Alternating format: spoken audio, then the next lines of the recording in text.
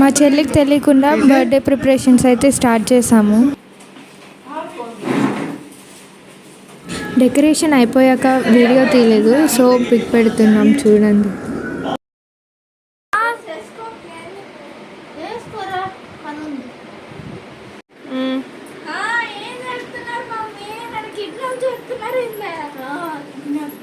నేను నమ్మితే ఎవరు కొనరు మమ్మీ, మీ ఇష్టం, మళ్ళా నాకు సంబంధం లేదు.